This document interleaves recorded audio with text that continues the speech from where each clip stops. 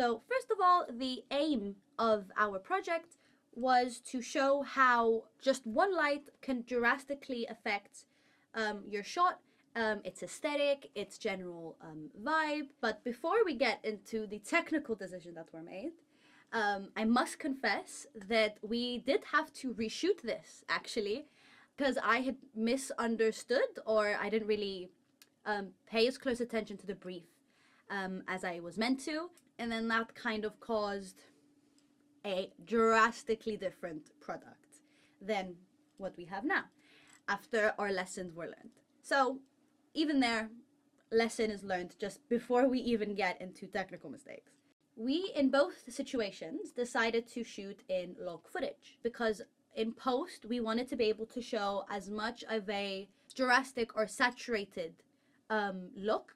We wanted that contrast between the highlights and the shadows, and we really wanted the viewer to be able to really see everything that was changing. So now we're going to show how we color graded everything using our vector scope and our waveform kind of as a guide to understand where we're going.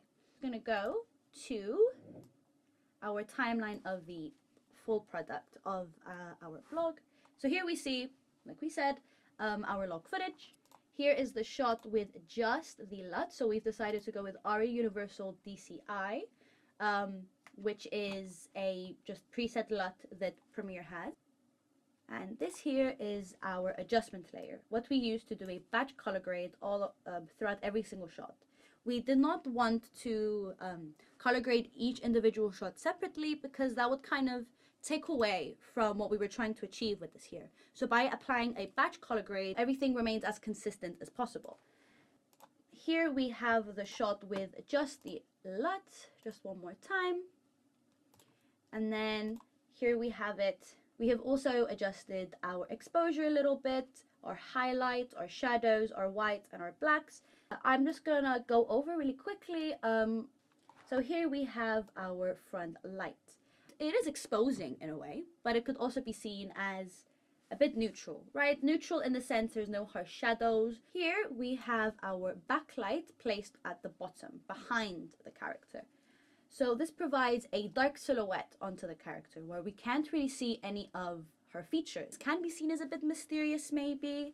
So moving on, here we have our low angle side light. So the light is placed around here, facing upwards. So here we see it's half of my face, half of my features, or everything really, is being revealed, which is quite ominous. Moving on, we do have a light straight above, which to me gives quite a moonlight feel because the highlights are overcast. Here later on, we have a low angle center light.